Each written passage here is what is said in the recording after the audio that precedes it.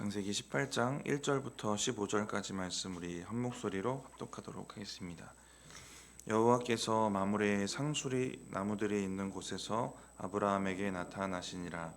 날이 뜨거울 때에 그가 장막문에 앉아 있다가 눈을 들어 본즉 사람 셋이 맞은편에 서 있는지라.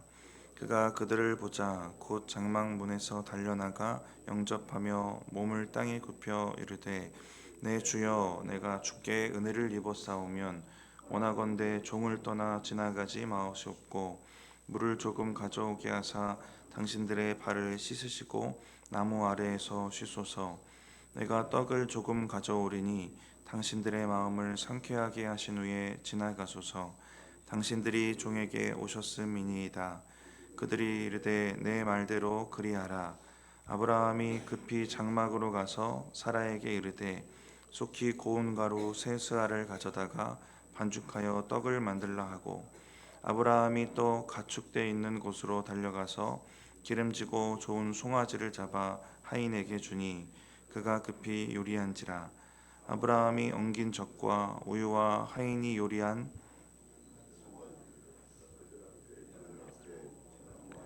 나무 아래에서 모셔 섬에 그들이 먹으니라.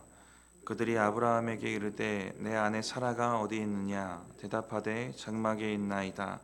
그가 이르시되 내년 이맘때에 내가 반드시 내게로 돌아오리니 내 아내 사라에게 아들이 있으리라 하시니 사라가 그 뒤에 장막문에서 들었더라. 아브라함과 사라는 나이가 많아 늙었고 사라에게는 여성의 생리가 끊어졌는지라. 사라가 속으로 웃고 이르되 내가 노쇠하였고 내 주인도 늙었으니 내게 무슨 즐거움이 있으리요. 여호와께서 아브라함에게 이르시되 사라가 왜 웃으며 이르기를 내가 늙었거늘 어떻게 아들을 낳으리요 하느냐. 여호와께서 능하지 못한 일이 있겠느냐. 기한이 이를 때에 내가 내게로 돌아오리니 사라에게 아들이 있으리라. 사라가 두려워서 부인하여 이르되 내가 웃지 아니하였나이다. 이르시되 아니라 내가 웃었느니라. 아멘. 17장에 할례를 했던 장면과 또 아브라함과 사라의 이름이 새롭게 주어지는 장면에 이어서 오늘 18장에 하나님이 아브라함에게 나타나시는 장면이 이어지는데요. 우리 1절 다시 한번 읽어보겠습니다. 여호와께서 마므레의 상수리 나무들이 있는 곳에서 아브라함에게 나타나시니라. 날이 뜨거울 때에 그가 장막문에 앉아 있다가 날이 뜨거울 때면 일꾼들도 잠시 숨을 고를 만한 뜨거운 햇볕이 있었던 정오쯤 되었을 것입니다. 아브라함도 쉬면서 자신의 장막문에 앉아 있었고, 그러다 눈을 들어보니까 맞은편에 사람 셋이 서 있었는데요. 우리 2절 이어서 읽어보겠습니다. 눈을 들어본즉 사람 셋이 맞은편에 서 있는지라. 그가 그들을 보자 곧 장막문에서 달려나가 영접하며 몸을 땅에 굽혀. 이 사람을 보고 아브라함이 했던 행동은 달려나가서 영접하면서 몸을 땅에 굽힙니다. 먼저 이 세 사람이 누구인가를 먼저 정리해 보면, 이 범상치 않아 보이는 세 사람은 하나님과 천사 둘입니다. 이어지는 스토리나 그 정황이나 맥락상 그런데요. 아브라함과 이야기를 마치고 이 일행이 소돔으로 향하는데요. 소돔에서 롯을 만났던 천사는 둘입니다.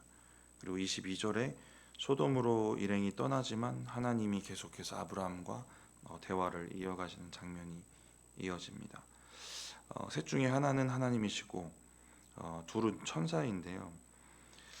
본문을 어제 먼저 좀 묵상을 하다가 이게 하나님이다라는 걸 아브라함이 언제쯤 알게 되었을까가 좀 궁금해졌는데, 2절을 먼저 보면 이들을 세 사람이라고 언급하는 걸 보면 2절은 아직 모르는 상태가 맞습니다.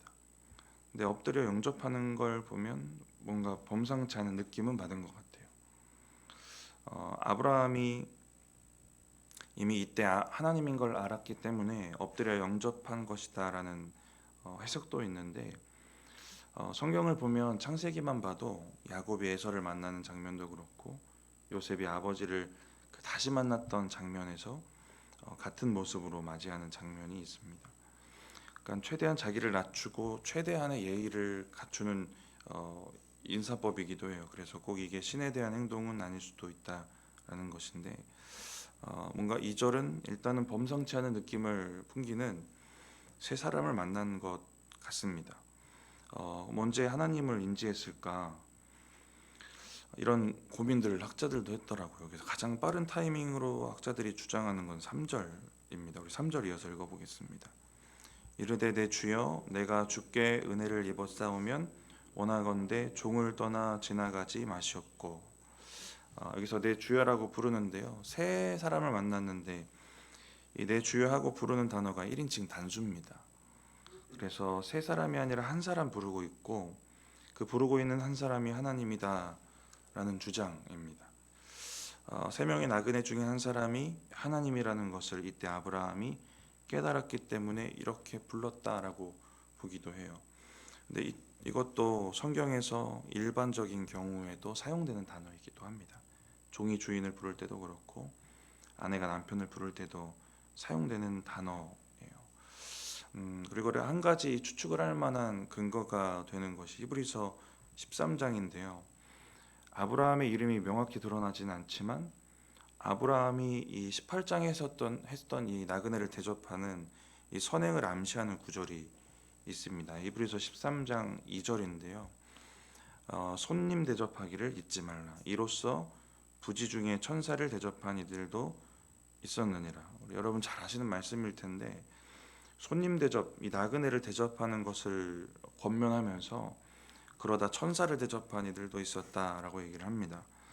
아브라함을 이야기하는 것으로 일반적으로 생각을 하는데요. 그렇다면 부지 중에 했다라고 말하고 있고, 그럼 자기도 모르는 사이에 그렇게 했다는 것인데, 그럼 아브라함이 3절에도 아직은 명확하게 하나님인 것을 알아차리기 전이고, 그러한 상황 가운데 나그네를 대접하고 있다라는 것입니다. 하나님을 인지하지 못하고 있는데 이어지는 성경 구절을 오늘 본문 보시면 나그네를 대접하고 있고 엄청 극진히 대접하는 모습을 보여줍니다. 우리 4절 5절 읽어보겠습니다. 물을 조금 가져오게 하사 당신들의 발을 씻으시고 나무 아래에서 쉬소서. 내가 떡을 조금 가져오려니 당신들의 마음을 상쾌하게 하신 후에 지나가소서. 당신들이 종에게 오셨음이니이다. 그들이 이르되 내 말대로 그리하라. 발을 씻으라고 권합니다. 나그네를 대접하는 게 여러 가지 방법이 있을 것이고 얼만큼 어느 정도 수준으로 대접할까도 대접하는 사람이 선택할 수 있겠죠. 근데 발까지 씻으라는 것을 권하는 것은 매우 극진한 대접 중에 하나입니다. 그 당시 환경이나 상황도 우리 여러분 잘 아시겠지만 쉽게 더러워지는 그 환경에서 발을 씻을 수 있도록 권하는 게 나그네들에게는 정말 고마운 일이기도 했습니다. 또 5절에 음식을 대접할 것을 권하고 마음을 상쾌하게 하신 후에 지나가라고 합니다. 이 상쾌하게 하다의 원어를 직역해 보면 이렇습니다. 마음을 채우고 또 만족시킨다 이런 의미인데요. 지친 마음과 육신을 회복하고 충전하고 가라 이런 뜻입니다. 이렇게 선대를 베푸는 일을 좀 과도하게 하고 있는 모습입니다. 그런데 3절에도 그렇고요. 4절 5절에 보이는 아브라함의 태도는 상당히 정중한 요청입니다. 정중하게 요청하면서 이렇게 선을 행하고 있어요. 그리고 그렇게 하겠다는 상대방의 대답을 들었고 또 사라에게는 떡을 만들라고 시키고 종에게는 송아지 고기 요리를 만들어 오라고 합니다. 우리 6절 7절 읽어보겠습니다. 아브라함이 급히 장막으로 가서 사라에게 이르되 속히 고운 가루 세 쌀을 가져다가 반죽하여 떡을 만들라 하고 아브라함이 또 가축대 있는 곳으로 달려가서 기름지고 좋은 송아지를 잡아 하인에게 주니 그가 급히 요리한지라. 고운 가루 세수하면 20kg 정도가 됩니다. 그럼 이거는 3명이 먹을 양은 아니죠. 엄청 풍성하고 넉넉하게 떡을 합니다. 7절에 기름지고 좋은 송아지를 잡는데요. 이 송아지 자체를 잡는 것 자체가 귀한 사람 대접할 때 하는 일입니다. 근데 이 송아지를 고르는 일도 아브라함이 직접 하고 있어요. 정성 들여서 엄청 정성껏 대접하고 있는 모습들 볼 수 있습니다. 이렇게 준비된 음식과 8절에 우유도 나오고 또 그때 귀한 음식이었던 엉긴 젖이라고 나오는데요. 버터 같은 음식인데요. 이렇게 여러 음식들을 가지고 이 세 사람을 대접하게 됩니다. 언제 하나님을 알게 됐을까? 이 시점을 자꾸 말씀드렸는데 이렇게 정중한 대접을 하고 있는 시점이 하나님이라는 것을 알기 전이었다라는 겁니다. 나그네를 대접하기로 마음을 먹고 나그네들에게 자기를 낮추고 간청하듯이 쉬어갈 것을 부탁을 하고 많은 떡과 기름진 송아지와 우유와 버터로 나그네를 극진하게 대접을 한 후에 이제 하나님이구나라는 것을 그 후에 인식하게 되는 겁니다. 우리도 하나님인 걸 먼저 알면 이것저것 다 꺼내서 극진히 대접하겠죠. 그런데 하나님인 것을 알기도 전에 이러한 모습을 보이고 있는 아브라함의 모습을 우리가 보는 것입니다. 나그네를 대접할 마음을 그 전에 먹었다라는 것인데 오늘 본문의 시작점에 아브라함이 그늘에서 쉬고 있어요. 많은 주석가들이 아브라함이 졸고 있었다라고 말합니다. 일하다가 뜨거워진 정오에 쉬다가 졸았을 것이다라고 생각할 수도 있고요.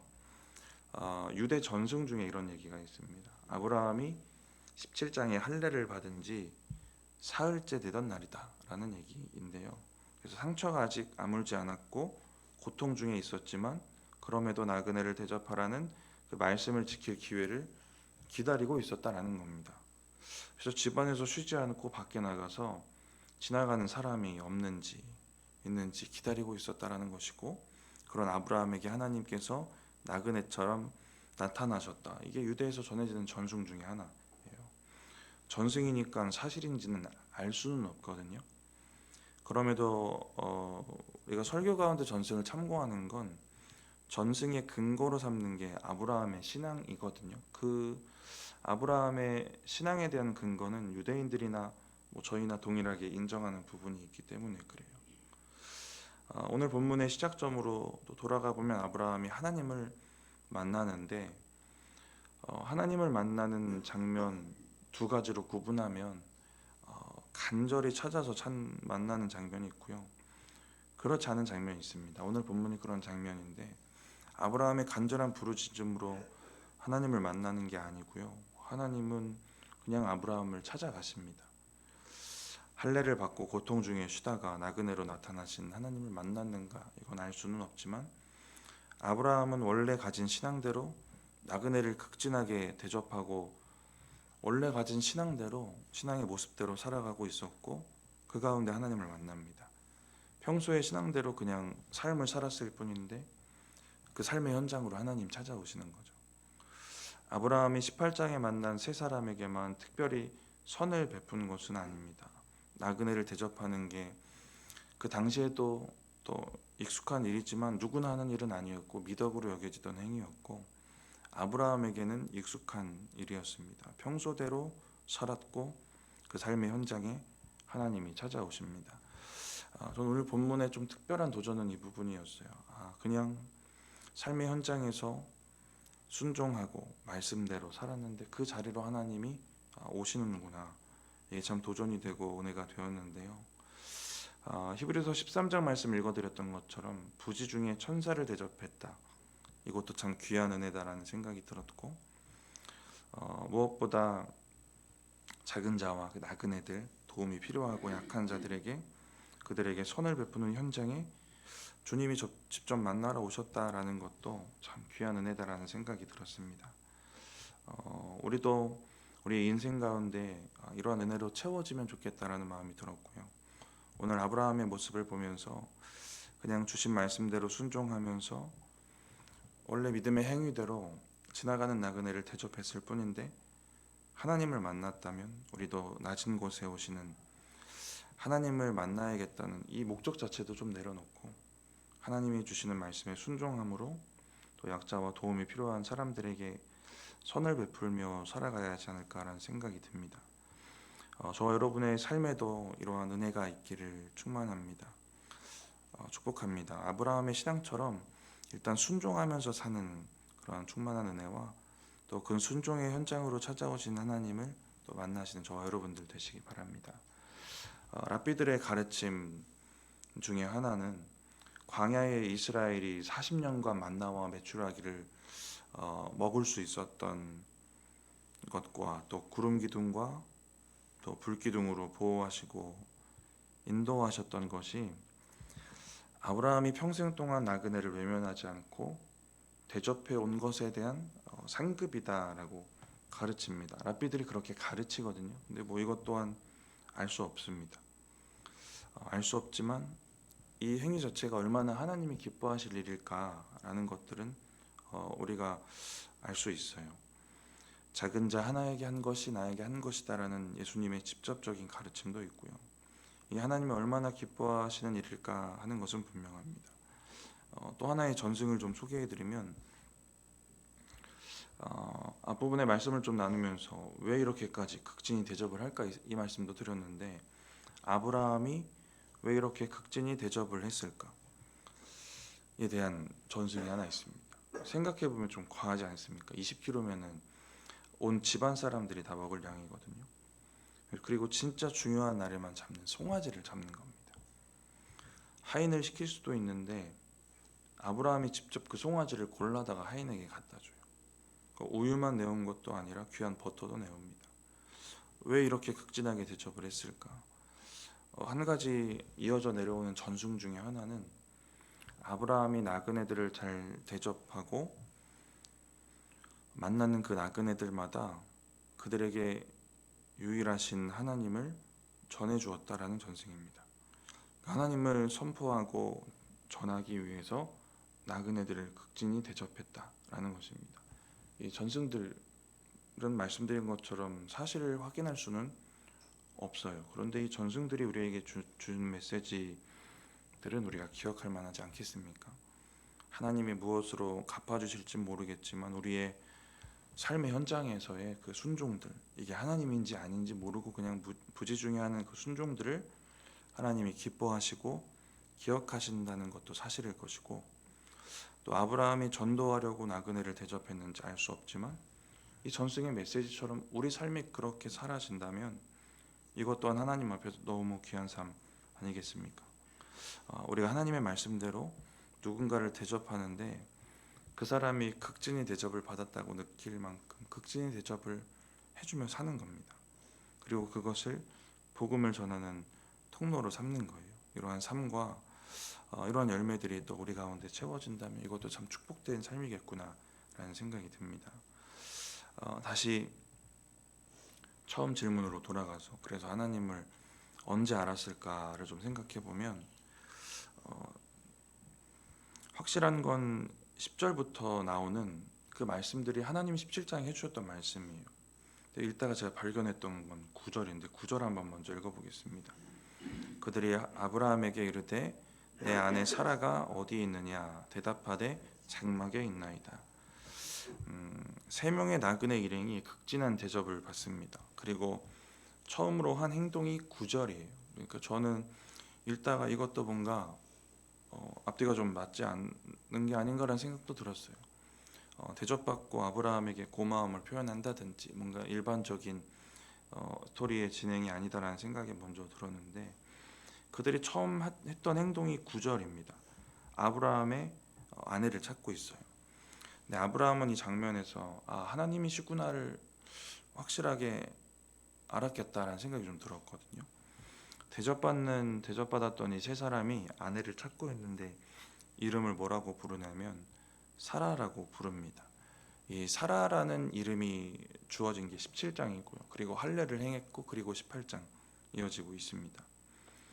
이 사라라는 이름을 알만한 사람은 아브라함이나 많이 알아봤자 그들의 가족들 뿐이었을 텐데 이 세 명이 찾아온 나그네들이 사라의 이름을 분명히 언급하고 있는 거예요. 그러면 아브라함이 먼저 떠올릴 수 있었던 건 17장에 찾아오셔서 사라의 이름을 사라로 바꿔주셨던 하나님을 떠올렸을 겁니다.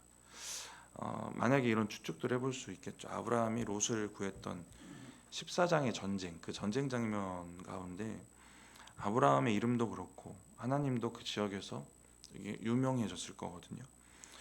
그러다 그의 아내 이름까지 만약에 소문이 났더라도 사라가 아니라 사레라고 아마 알고 있었겠죠. 그런데 17장에 바꿔주신 사라의 이름을 다시 언급하셨을 때 이때 알아차리지 않았을까라는 생각이 들었고요. 그리고 이어지는 10절 이하의 내용을 보면서 확신을 했을 겁니다. 동일한 언약을 주시고 있으니까요.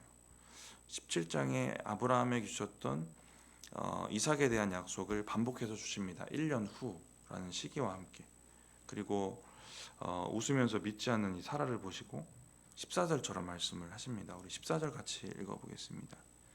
여호와께서 능하지 못한 일이 있겠느냐? 기한이 이를 때에 내가 내게로 돌아오리니 사라에게 아들이 있으리라.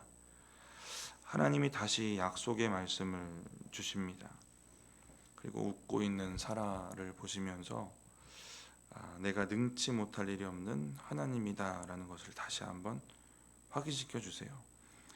1절부터의 스토리의 맥락 가운데 이 상황을 보면 그냥 순종의 삶을 살고 있었던, 그래서 부지 중에 나그네를 대접하다 천사를 대접했던 그런 아브라함을 찾아오셔서 하신 일입니다. 다시 언약을 주시고 내가 전능하신 하나님이다, 약속을 이룰 하나님이다라는 것을 확인시켜 주신 것입니다. 저와 여러분의 인생에 이런 은혜가 반복되기를 축복합니다. 반면에 반복되지 말아야 될 것들을 좀 생각해보고 좀 마친다면, 이게 한 사람의 태도는 아니지만 오늘 본문의 이 부부의 태도도 좀 반복적인데요. 동일한 말씀을 듣고 17장에서는 아브라함이 웃었고 오늘 본문에서는 사라가 웃습니다. 그리고 하나님이 사라에게 너 웃었지 하고 물으니까 15절에 안 웃었다라고 이제 거짓말을 하죠. 거짓말을 합니다. 12장에 보시면 애굽에 가서 사라를 누이라고 아브라함이 거짓말했던 장면도 좀 떠올라요. 그러니까 둘 다 거짓말로 상황을 좀 넘겨보려는 태도들 있습니다. 12장을 묵상할 땐 이게 아브라함의 기질 중에 하나구나라는 생각도 좀 들었는데요. 이런 부분도 좀 닮아있는 모습들 있습니다. 웃고 거짓말하는 것, 이것들이 신앙과 합쳐지면 하나님에 대한 불신이 되기도 하고요.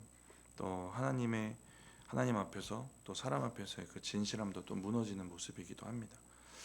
말씀 마치면서 우리의 신앙에 하나님과 사람 앞에서는 더욱더 진실한 태도가 반복이 되고, 또 하나님의 전능하심 앞에서는 그분을 바라보고 또 신뢰하는 믿음의 태도가 반복되어지는 그러한 은혜가 있기를 축복합니다. 제가 기도하겠습니다. 하나님 감사합니다. 오늘 창세기 18장 말씀을 통하여서 아브라함의 신앙을 우리가 다시 한번 우리의 마음에 새기고 또 우리의 믿음을 돌아보며 또 우리의 삶 가운데 순종의 삶을 살아낼 때 우리의 삶의 현장으로 찾아오신 우리 하나님을 우리도 기대하고 또 소망하게 하심을 감사합니다. 하나님, 그렇게 우리의 삶 가운데 순종의 열매들 많아지게 하시고 또 그 가운데 하나님을 체험하며 또 우리의 삶이 하나님의 약속들과 또 말씀이 이루어지는 열매들로 풍성히 채워질 수 있도록 주님 역사하시고 함께하여 주시옵소서. 하나님, 이 시간 주님 앞에 예물 드린 손길 기억하시고 그들의 기도의 제목 가운데 주님 응답하여 주시고 드려진 예물이 주님의 나라를 위해 아름답게 사용되도록 축복하여 주시옵소서. 감사합니다. 예수님의 이름으로 기도드립니다. 아멘.